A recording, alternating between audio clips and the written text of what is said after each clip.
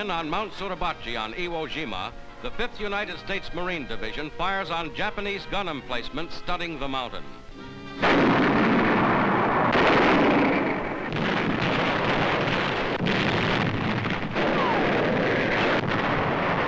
From Suribachi's 500-foot elevation, enemy mortars hold the entire island in range.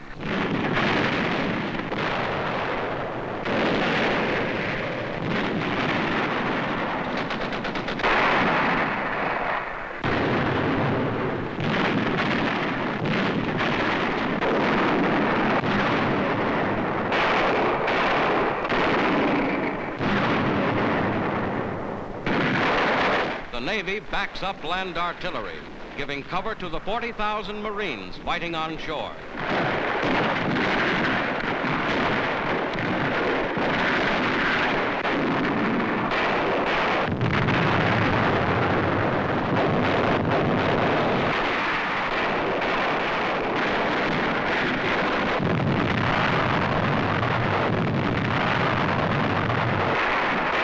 Slowly, the Marines push forward up Mount Suribachi.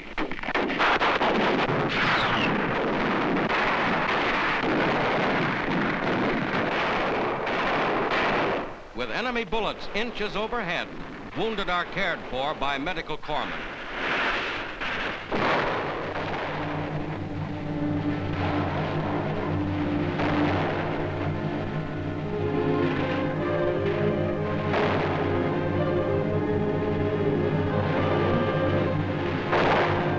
Iwo Jima has proven the toughest, bloodiest battle the Marines have ever fought.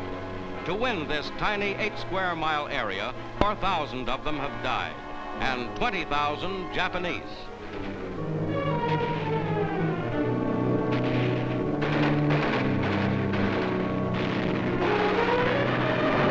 The attack never slackens. Now Mount Suribachi is smeared by Navy dive bombers.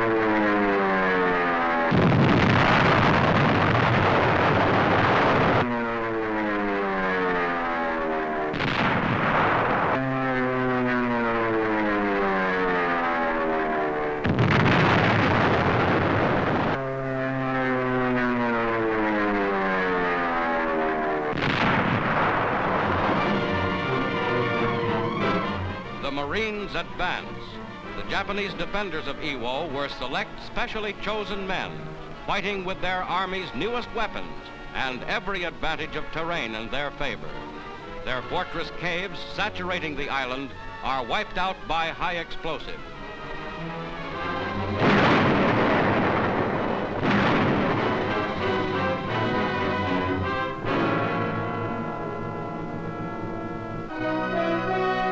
Iwo Jima is conquered.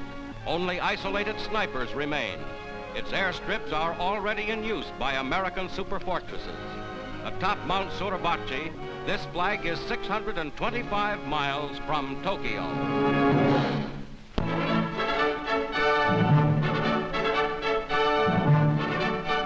The Inter-American Conference at Mexico City reaches a successful conclusion as Mexico's Foreign Minister Padilla, host to the meeting, signs the significant Chapultepec Pact. Distinguished statesmen of the Americas applaud. Senor Pedro Veloso signs the pact for Brazil, followed by representatives of Cuba and Peru among the 20 nations taking part in this important hemisphere conference.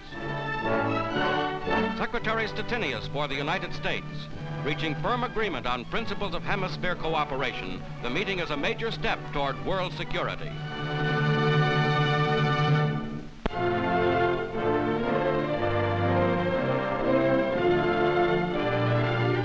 The United States Navy's Task Force 58 plows through heavy seas to open a full-scale air offensive against the Japanese homeland. As other ships and planes hit the Japanese fleet in the inland sea, these mighty forces strike at the Tokyo area.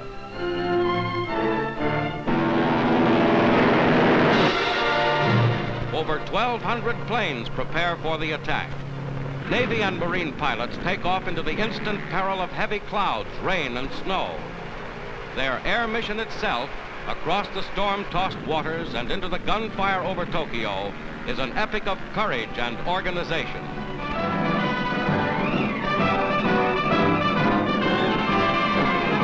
planes from 15 to 20 American carriers wing in over Tokyo Bay, fighting off all enemy air opposition to reach the target.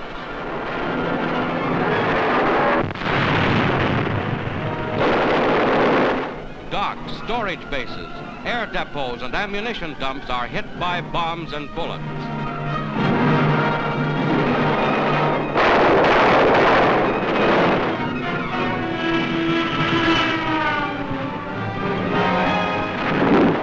Rockets join the attack, which wipes out many strategic Japanese war installations, 517 enemy planes, and 55 ships. 9 American planes are lost.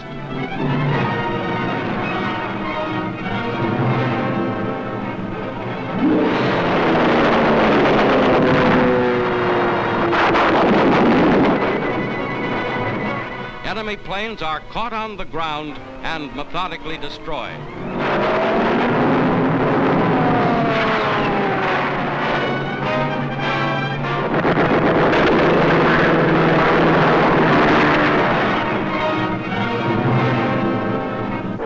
Mount Fujiyama looks down on Tokyo's hard-hit war industries.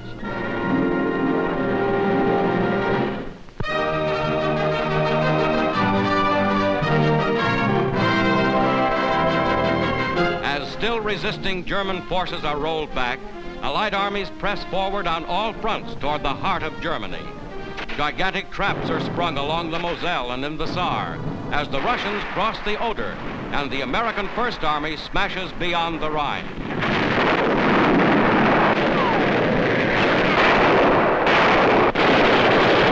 Here, the Rohr River, last major barrier before the Rhine, is crossed in force by infantry and armored elements of the United States Ninth Army. A vital phase of what Berlin has called the greatest of West Front offensives. The battle-scarred German town of Linnick is cleaned up.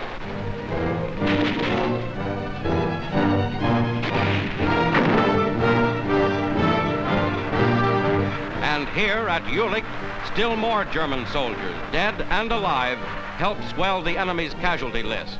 Now far past 1 million on the Western Front.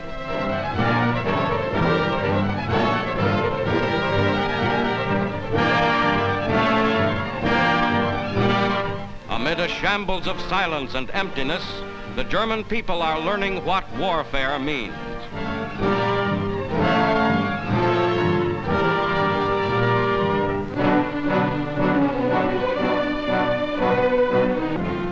Supreme Commander Eisenhower, with the Ninth Army's commanding General Simpson, inspects positions near Jülich and forces lined up for the smash across the Rhine to Dusseldorf and beyond.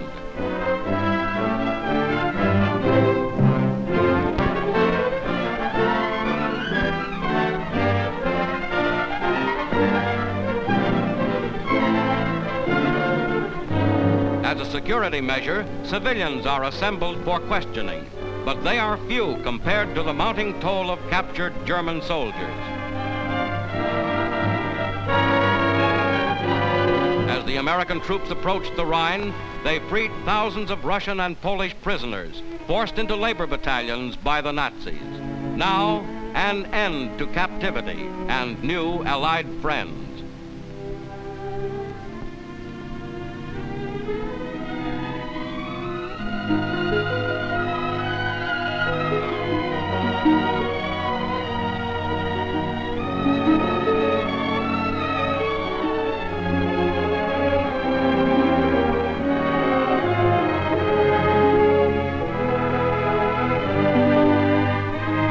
This concentration camp, guarded by electrified barbed wire, deep trenches, and many gun posts, gives mute testimony to the horror that once reigned here.